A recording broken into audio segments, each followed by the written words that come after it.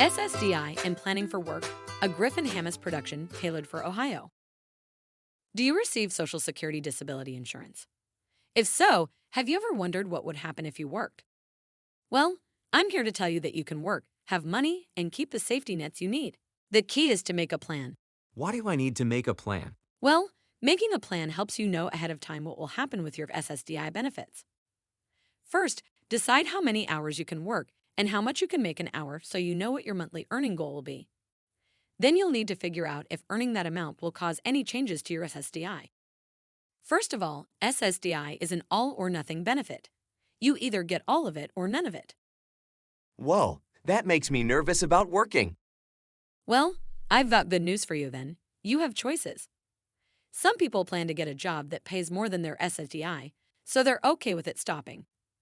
Other people can't work as much, so their plan is to keep getting SSDI while they work. You decide what makes sense for you. Well, how does Social Security decide whether I'll get my SSDI? They compare your work to a monthly limit. This limit is called Substantial Gainful Activity, or SGA for short.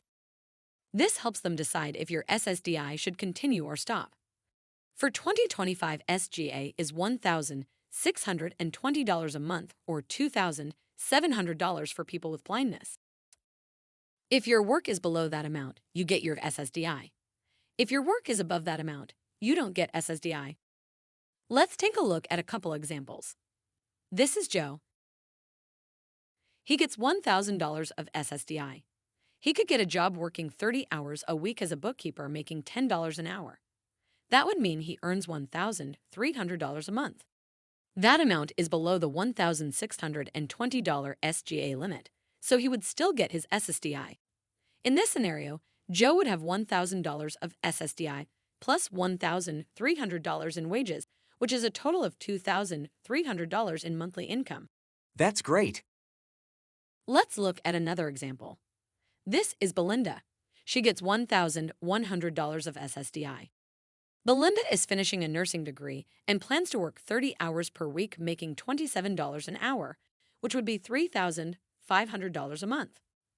She made a plan and knows this level of work will make her SSDI stop, but she's fine with that. She knows that $3,500 in wages is a lot more than $1,100 of SSDI.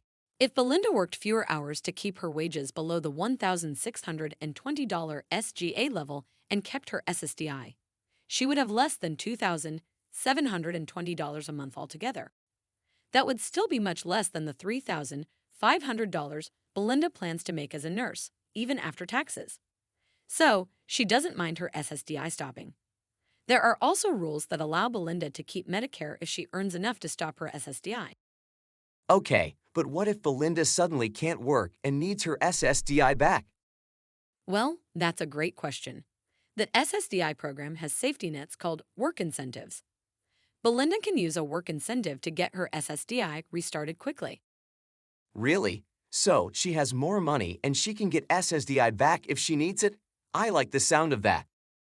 Yeah, there are a lot of SSDI work incentives.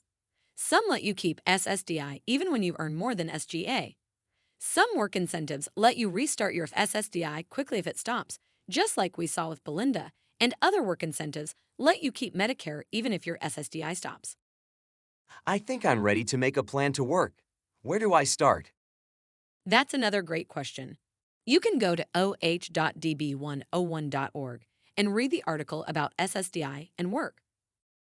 You can also use the Benefits and Work Estimator to see how you can be better off with a job. And if you'd like to speak to someone about SSDI and work, call Social Security's Ticket to Work helpline at 866-968-7842 or 866-833-2967 for TTY. To see more videos like this one, go to oh.db101.org. Knowledge is power. Take time to learn more about SSDI and work.